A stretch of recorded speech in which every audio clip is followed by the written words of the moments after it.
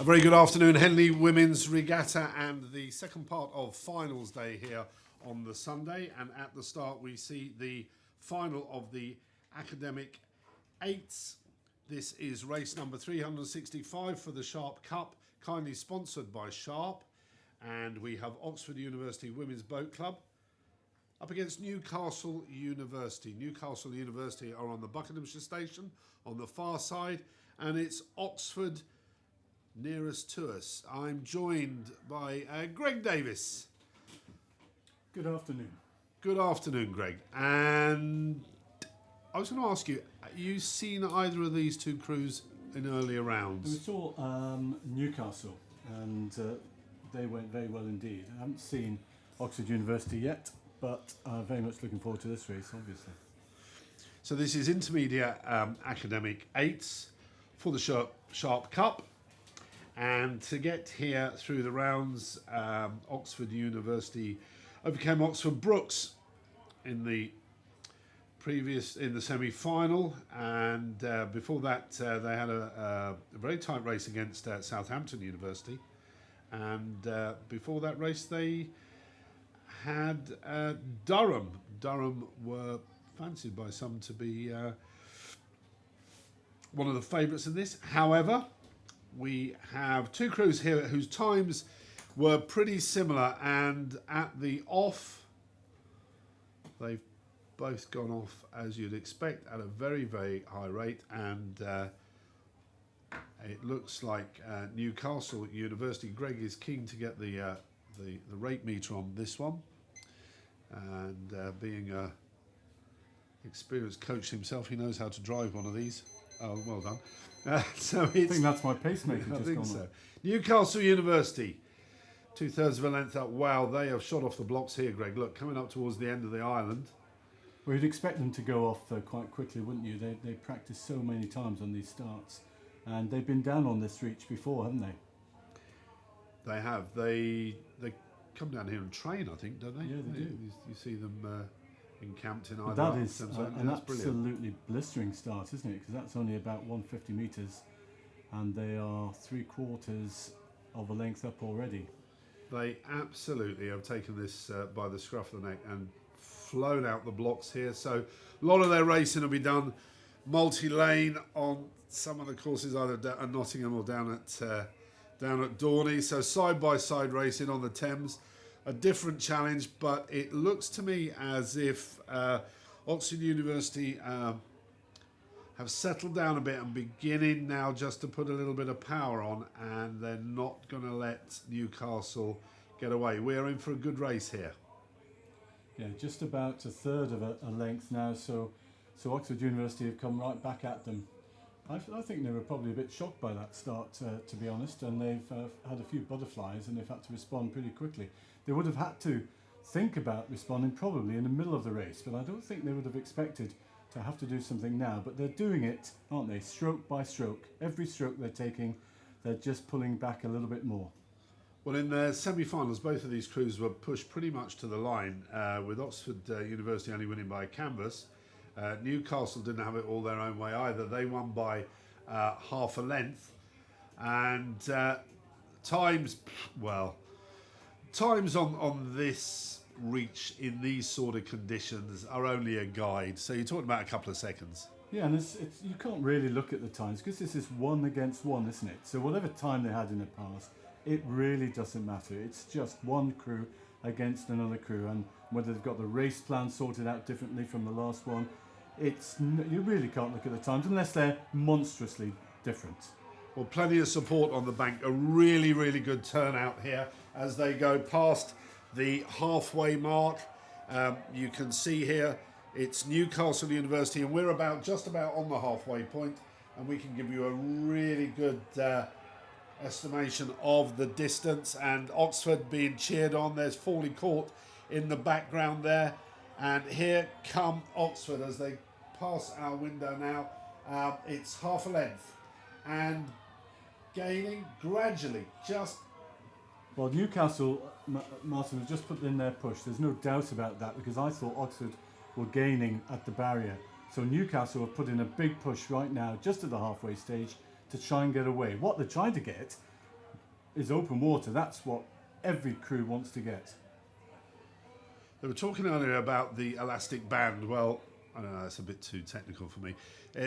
If you can get a bit of space psychologically between you and the boat behind you, brilliant. Remember here that the cox in the trailing boat can see what's going on ahead. She can give the calls. The cox in the leading boat, and you can see her here absolutely screaming instructions in the face of the Newcastle stroke girl. What a race. Well, this would be a big win for Newcastle if they can do it. You can just see the Cox's head bumping up and down as she's yelling. I mean, they've got speakers. These poor girls will be deafened, I would imagine. But Can they even hear them? I mean, the adrenaline must be pumping. Yeah. Look at her. So the race tactic there, get out quick, get out fast and hang on. And they have had another push.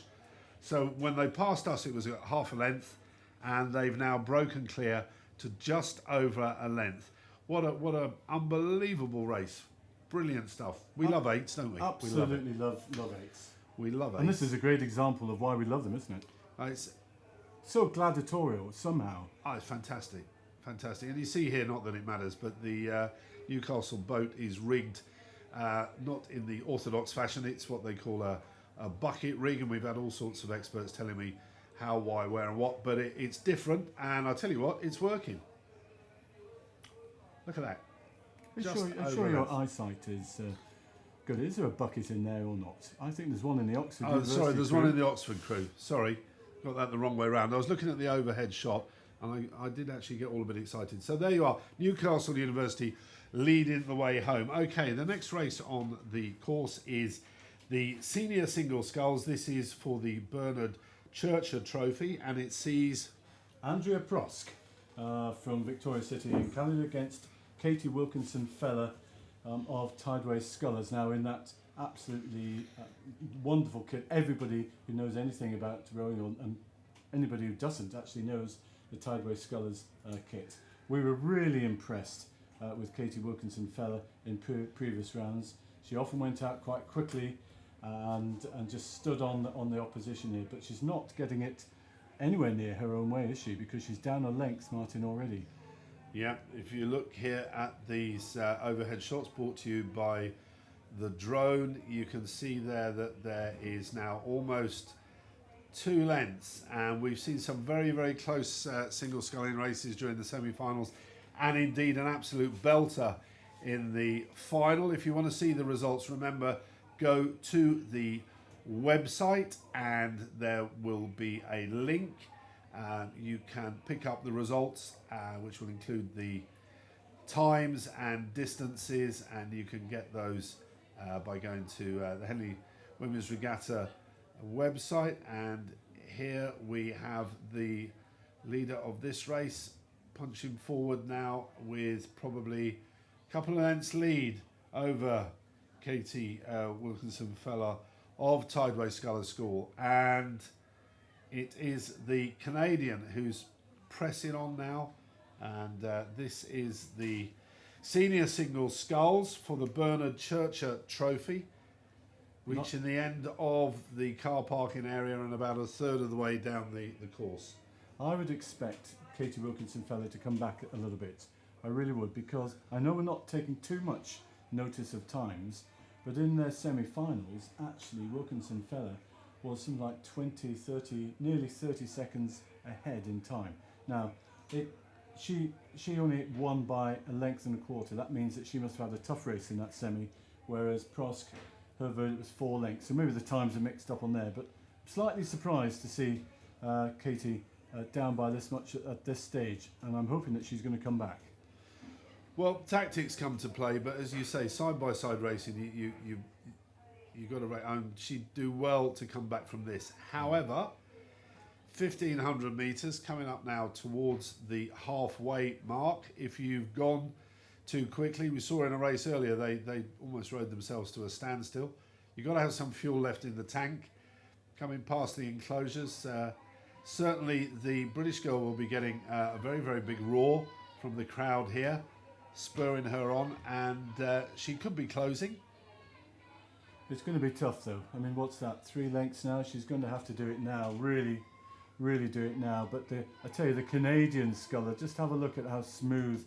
Oh, having just said that, she nearly missed a stroke. But I mean, she's really into a race rhythm. She's very much in control. Her eyes have not left the opposition at all. She knows exactly where they are. She's looking actually for a push from Katie, and I bet you she'll respond if she does it. She's just in a perfect position, having worked so hard at the beginning.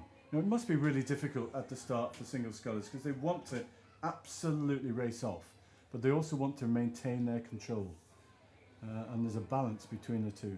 What a beautiful sight that is that we're getting from the drone. It's fantastic. It's been said before that the single sculls is the ultimate discipline, and at the end of the day, there's no one to blame, is there? You know? No, that's why you and I don't do it. Yeah, well, as you said, you think I'll probably overlap the sides of any of these. I mean, they're wafer thin now, these single sculls. You know, you see these athletes pick them up with one hand, and that is a fantastic display of single sculling. It is, and their steering is really good as well, Martin. I mean, I know they are Senior 1 ladies, but it's still tremendous. But we're off down to the start again. And this is the junior single sculls, and it has Annabelle Stevens of Reading Rowing Club up against a Canadian. Well, here we go. So this is Emma Gray of Winnipeg Rowing Club, Canada, and it's Annabelle Stevens of Reading, and Annabelle is on the left-hand side. The umpire has his flag out. I said his. I'm assuming it's a male umpire. Apologies. Yes, it is. The umpire has just reminded them to stay on their station. So they go off the start and they put in plenty of strokes and then settle down. Although it looks to me, Greg, as if Annabelle isn't settling down. She's getting plenty of strokes in here. Yeah, she's wanting to keep up there, isn't it? This is a tough start. Both girls wanting to get the advantage by the time they reach the end of the island. And there's very little in it that we can see from this angle at the moment. It looks like the sculler on the Buckinghamshire side is just ahead, but it's so close. We've seen some cracking, haven't we? Cracking heats in this junior single sculls. This for the Di Ellis Trophy. I remember actually on the river yesterday, standing on the back of an umpire launch, and the junior sculls. Right, I'll say that again. Junior sculls. So these are schoolgirls. Look at that. It's a terrific race, isn't it? That's absolutely fantastic. Now, we haven't seen so much of Annabelle Stevens. I don't think she was at the National Schools Regatta for some reason, or maybe she was in a crew boat. But she has been around the junior circuit for some time now. But I've actually never seen her scull so well as we're doing today. She's really taking it to the Canadian, isn't she? You talked about the steering in the last race. I mean, this is quality stuff. And she is taking it to the Canadian, you're quite right. Still punching away there. I mean, they've barely settled, Martin. Yeah. They've barely settled. Well, they're racing. They really are. That's fantastic. Blooming, that's excellent. And you can see from the drone here just how much work is going in. Yeah. If you look at the puddles that they're throwing away from them, it's like chucking great big buckets of water. And I think I said yesterday, I think the Canadian sculler is really strong. You can see from those puddles, they're big puddles, and maybe Annabelle's aren't as big, but I think they're more efficient. I think she's got a better run on the boat. When she's moving forward, I think her boat is hardly checked at all, and the Canadian girls is just a bit more checked. But she's coming back at her, the Canadian girls. She is. I mean, the beauty big of having the eye in the sky here, as you can see here, although she's responded, you see there's those puddles just got a wee bit bigger, and she has responded really well. That's a terrific response. Because she'd be tired after that start, and that took. I mean, these girls are so mentally hard. You know, it's not just about their physical fitness, which is of course superb, but it's their mental toughness as well. The other thing you got to love about this regatta, and I'll say it now because it's been at the back of my mind or front of my mind for a while, is everybody here. It's about rowing, And as soon as there's anything like a decent close race, or any race for that matter, coming down, they all go to the bank. So all those little dots you saw from the drone are people 4, 5, 6 deep on the bank, shouting encouragement to all of these athletes. And this girl is some athlete. She leads here by just over a length. Well, I think that push by the Canadian and the way that Annabelle responded, that could be the race right there. Actually. Well, there we go. So she heads to home, and you